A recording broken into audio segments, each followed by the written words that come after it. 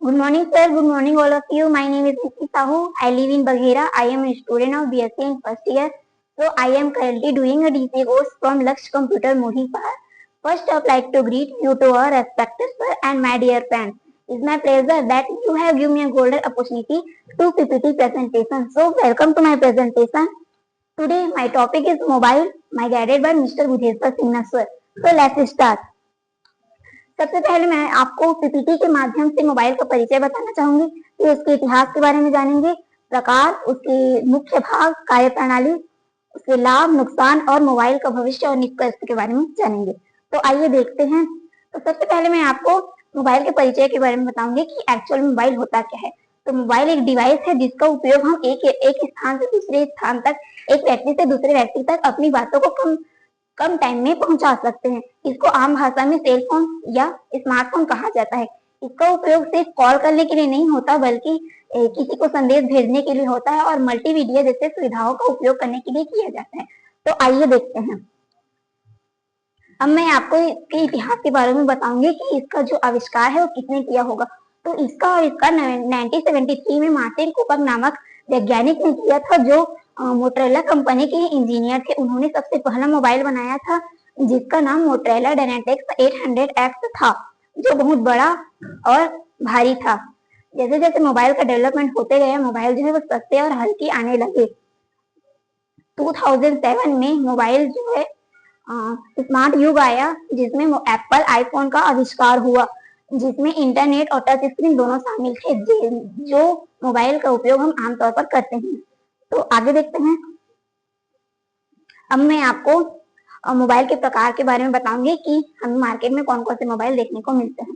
तो सबसे पहला मोबाइल होता है वो जो फीचर फोन होता है, जिसमें कॉल या मैसेज SMS कर सकते हैं। जैसे कि आप पिक्चर में देख सकते हैं, इसे आम भाषा में कीपैड बोल सकते हैं।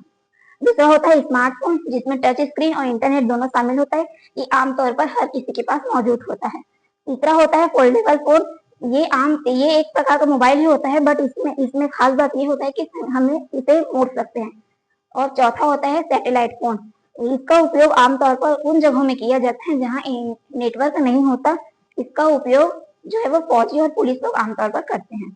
तो अब आगे देखते हैं।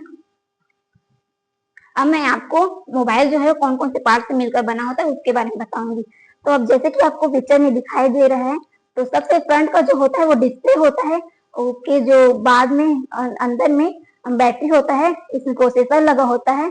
अंदर और बाहर दोनों में कैमरा होता है, रैम और स्टोरेज होता है, ऑपरेटिंग सिस्टम होता है जिसके माध्यम से हम मोबाइल को सुचारू रूप से चला सकते हैं। नेटवर्किंग मॉड्यूल होता है, जैसे कि मोबाइल 2G का है या 3G का है, 4G का है या 5G का है, ये हमें पता चलता है। अभी के जनरेशन में मिनिमम सभी के पास 5G वाला मोबाइल फोन होता है। अब आगे देखते हैं। अब मैं आपको मोबाइल के कार्यप्रणाली के बारे में बताऊंगी। तो सबसे पहला होता है हार्डवेयर। हार्डवेयर वे भाग होते हैं जिसे हम देख व छू दोनों सकते हैं, जैसे कि मोबाइल का बैटरी हो गया, स्क्रीन हो गया, कैमरा हो गया, इसे हम देख व छू दोनों सकते हैं। दूसरा हो गया सॉफ्टवेयर। सॉफ्टवेयर वो होता है जिसे हम देख तो सकते हैं बट छू नहीं सकते, जैसे कि मोबाइल के और एप्लीकेशन, व्हाट्सएप हो गया, यूट्यूब वगैरह, ये सब शामिल होते हैं। तीसरा हो गया नेटवर्किंग। ये जो होता है वो मोबाइल की कनेक्टिविटी को बनाए रखने का काम करते हैं, जिसके माध्यम से हम मोबाइल को सुचारू रूप से चला सकते हैं। चौथा हो गया सेंसर। सेंसर जो होता है वो जैसे कि हम मोबाइल को निर्देश देते हैं, वो हमें आउटपुट के रूप में परिणाम देता है। जैसे कि मोबाइल में कॉल का आना, तो लाइट का जलना और थंब प्रिंट से हम लॉक का खुल जाना आदि शामिल होते हैं। अब आगे देखते हैं। हम मोबाइल का यूज कर रहे हैं तो हमें कहीं ना कहीं इसका लाभ मिलता है। तो आइए हम मोबाइल के उपयोग करने से हमें कौन कौन से लाभ मिलता है उसको देखते हैं। तो सबसे पहला लाभ होता है संचार ही होता है, कि हम अपनी बातों को कम टाइम में किसी व्यक्ति तक पहुंचा सकते हैं। इसके इंटरनेट एक्सेस होता है। ऑनलाइन मोबाइल की सहायता से हम ऑनलाइन बैंकिंग का कार्य, लेन देन का काम कर सकते हैं।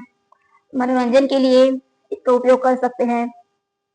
मोबाइल का उपयोग हम शिक्षा के लिए कर सकते हैं, जैसे कि ऑनलाइन क्लासेस अटेंड करके हम अपनी शिक्षा को और भी बेहतर बना सकते हैं। स्वास्थ्य संबंधित ऐप का उपयोग करके हम स्वास्थ्य को बहुत अच्छा बना सकते हैं। इसके लिए हमें छोटी छोटी तकलीफों के लिए डॉक्टर के पास जाना ना पड़े और उसका उपचार हम खुद से कर सकें।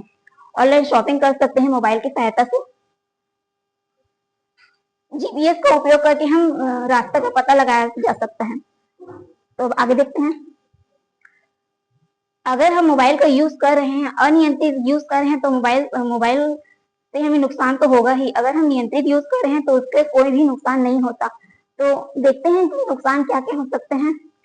इससे सबसे बड़ी नुकसान ये है कि स्वास्थ्य समस्याएं हो सकती हैं, जैसे कि सिर दर्द होना, आंखों में दर्द होना, नींद का ना आना, ये सब शामिल है। मनोरंजन में व्यसन हो सकता है, समय की बर्बादी होती है, बैटरी और चार्जिंग की समस्याएं हो सकती हैं, साइबर खतरे जैसे साइबर अपराध होना, डेटा चोरी होना, ऑनलाइन धोखाधड़ी का केस होना, ये सब चीज शामिल है। अब आगे देखते हैं। अब मैं आपको मोबाइल के आने वाले भविष्य के बारे में बताऊंगी कि मोबाइल का जो है वो आने वाला भविष्य कैसा होगा। तो मोबाइल का आने वाला भविष्य है वो और भी स्मार्ट होंगे, जैसे कि एआई आधारित फोन होगा, जिसमें हमें बहुत सारी सुविधाओं का आनंद लेने को मिलेगा। नेटवर्किंग मॉड्यूल होगा जो भी और भी ग्रोथ करेगा।